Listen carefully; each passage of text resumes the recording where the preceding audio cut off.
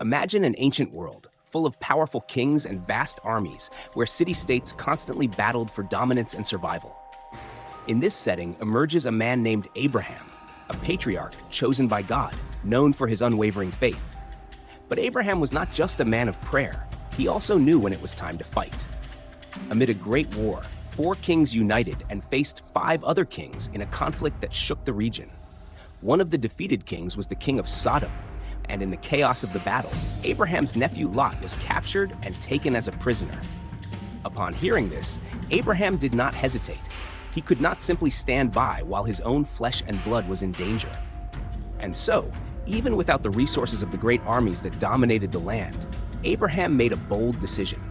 He gathered a small group of 318 men, a modest number to face powerful kings.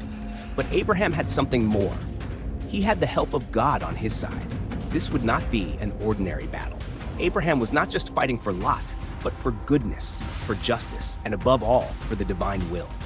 Abraham, a man of profound faith, was faced with a painful choice. His beloved nephew Lot had been captured, dragged into a conflict that was not his own. Lot, who had chosen to live in Sodom, a city already notorious for its decadence and corruption, was now in enemy hands. Imagine Abraham's anguish upon hearing this. Lot, his own blood, was in danger, and the future was uncertain. He could be enslaved, perhaps even killed. Abraham knew something had to be done, and quickly. But what could he do? 4 powerful kings had united to dominate the region, destroying everything in their path. They were no ordinary enemies. They were forces that ruled with fear and oppression. But Abraham was not a man to be ruled by fear. He had a higher mission, a divine calling, and he knew he could not abandon Lot to his fate. So he made the decision that would change everything. Gathering a small army of only 318 men, a number that would seem insignificant against the might of the king's armies, he set out. Abraham knew that, on their own, this small group might not stand a chance. But there was something greater at play: his faith, his trust that God was with him. And when you have divine support, even the impossible can become reality. And so, with only 318 men by his side, Abraham sets out for battle. Now, imagine the scene. On one side, a small army, without the grand armor or equipment of the powerful kings, but with hearts full of courage and determination. On the other side, 4 kings with their vast armies, skilled warriors, ready to crush anyone who stood in their way. The tension in the air was palpable. Abraham knew that victory would not come from the strength of weapons, but from the strength of faith. And then, at the right moment, he attacks. In a surprising strategic move, he launches his small group against these kings and their armies in an assault that seemed suicidal in human eyes. But the unexpected happens. Against all odds, Abraham and his 318 men emerge victorious. It wasn't just an ordinary victory. It was a victory orchestrated by the divine hand. The enemy, defeated and humiliated, is forced to retreat. The spoils of battle are now in Abraham's hands, and among them, the most important of all, Lot, his nephew, finally rescued. This was not just a military victory. It was a sign that when you walk with God, when you act with justice and faith, even the toughest battles can be won. Abraham's victory was not only his own, it was the victory of a greater purpose, a divine mission. And now, with Lot and all the possessions recovered, the world began to realize Abraham was no ordinary man. He was the chosen one. Now, the battle was over, and Abraham, victorious, stood with the spoils of war. But his journey was not yet complete. Imagine Abraham standing in the midst of the battlefield, with Lot by his side, the goods and captives recovered, when, in the distance, 2 figures begin to approach. The first was the King of Sodom, the leader of a city known for its corruption and decadence. His interest lay in what remained of his wealth, the goods now under Abraham's control. The anxiety was visible on his face as he approached, ready to negotiate, to try to reclaim what he believed was rightfully his. But before the King of Sodom could speak, something extraordinary happened. From the other side came Melchizedek, a mysterious figure, surrounded by an aura of serenity and spiritual authority. He was not like the other kings. He was the King of Salem, a place of peace and justice. He did not come seeking riches or power. No, he brought with him bread and wine, symbols of celebration and blessing. Melchizedek, without saying a word, approached Abraham, and in that moment, Amidst the silence that enveloped the fields, he lifted his voice and blessed Abraham, acknowledging the greatness of his mission and the divine intervention that had guided him. Abraham, who had just been hailed as a hero, did not turn to the king of Sodom. He gave priority to Melchizedek, a man of justice, a man of God. In that instant, it was as if the war and wealth were irrelevant. What mattered was this spiritual connection, this blessing that came from something far greater than kingdoms and battles. Melchizedek's gesture was not just a common blessing, it was a declaration of who he was and of who Abraham had become. And in that moment, a new chapter of the story of faith unfolded. A spiritual covenant was being forged, far beyond the reach of earthly kings. Abraham, still absorbing the blessing from Melchizedek, does something that surprises everyone. Before this mysterious king, he makes a powerful decision. From all the spoils he had won in the war, he gives a tithe to Melchizedek, a significant portion of what he had recovered.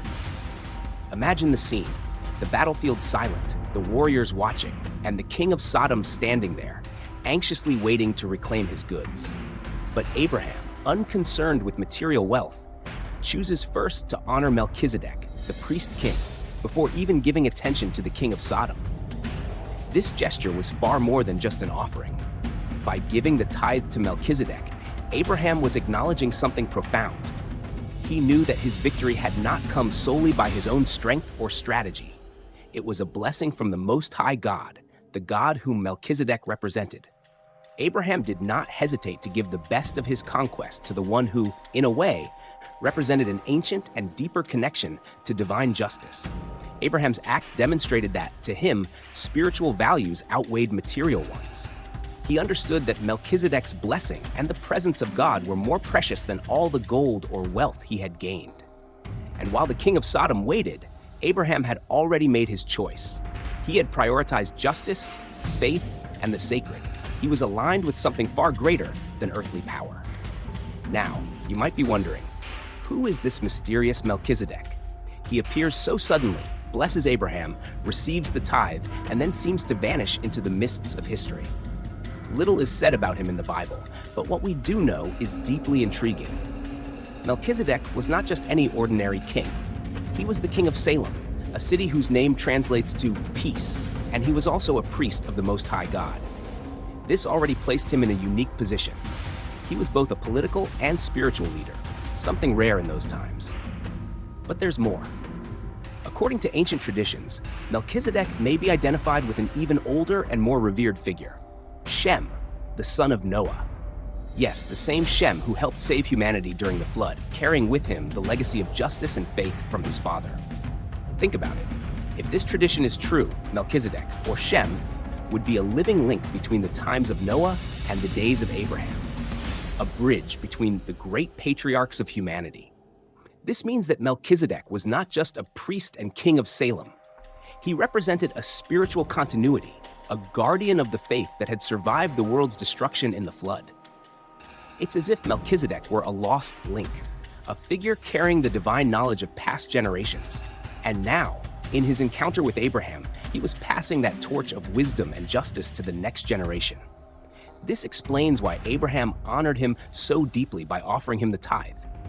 Abraham recognized in Melchizedek a spiritual authority far greater than any earthly king. Now that you understand the importance of Melchizedek, let's dive even deeper into his name and what it symbolizes. The name Melchizedek is not just a title. In Hebrew, it carries a deep and revealing meaning. Malchi means my king, and Tzedek means justice. So Melchizedek is literally the king of justice. And this wasn't just a grandiose title, it was a description of who he was and what he represented. He ruled not only over a city, but over a fundamental principle, divine justice. Now, think about the city he ruled, Salem. This name in turn means peace or wholeness. And when you combine these ideas, what do you get?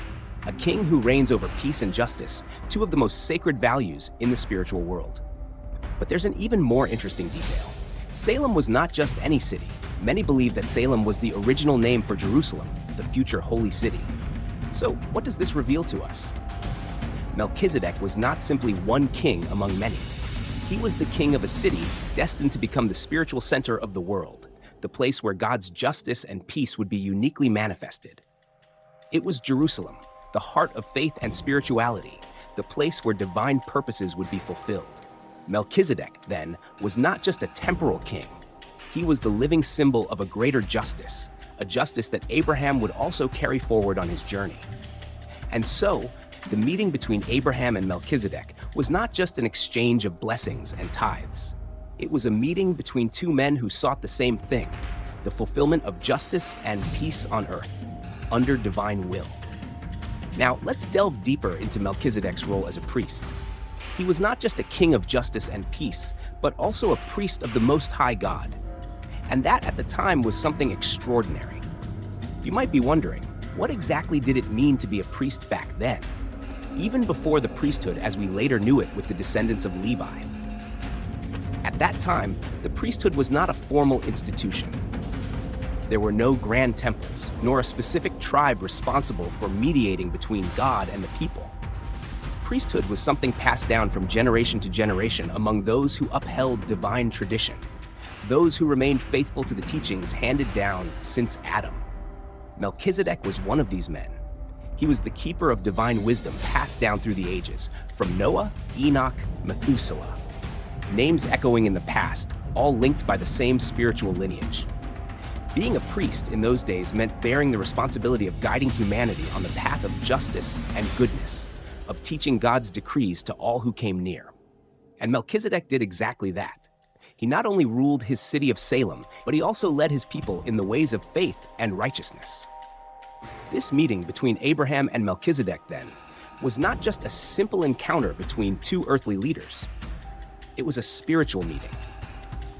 Abraham recognized that, even before he was called to found a great nation, there was already someone, a priest, who carried the torch of divine justice. Melchizedek was a priest who, like Abraham, dedicated his life to fulfilling God's will. And that's why Abraham gave him the tithe. Not as payment for a blessing, but as a way of acknowledging Melchizedek's priesthood and his direct connection to divine wisdom. It was as if Abraham were saying, I see in you the bearer of an ancient tradition, and I, Abraham, am joining that tradition of justice and faith. Now, let's enter a fascinating and somewhat mysterious territory, the Dead Sea Scrolls. These ancient texts, discovered in caves near the Dead Sea, brought to light a series of alternative interpretations of various biblical figures, including Melchizedek. In the scrolls, Melchizedek appears in unexpected ways.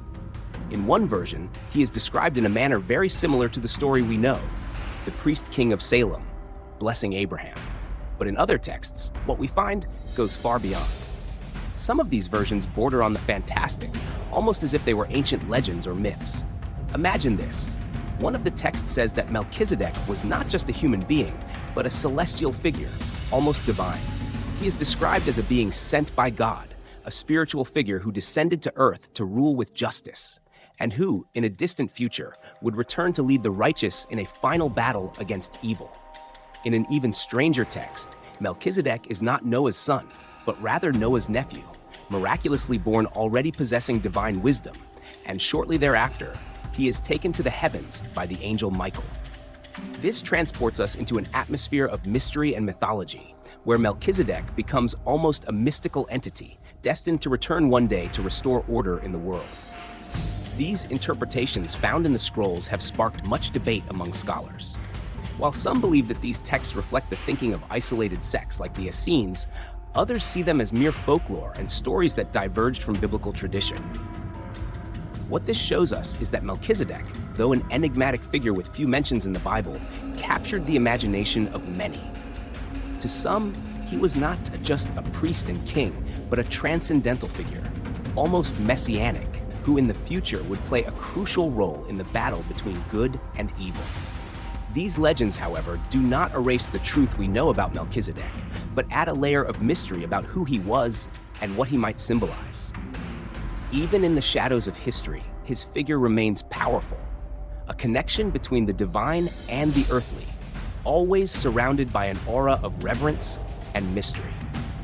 Now that we know the different versions and mysteries surrounding Melchizedek, it's time to return to the essence of the story, the profound contrast between two figures who, at that moment, stood before Abraham: Melchizedek, the king of justice, and the king of Sodom, the symbol of corruption.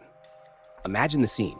After receiving Melchizedek's blessing, Abraham still had the king of Sodom before him, anxious to recover his possessions.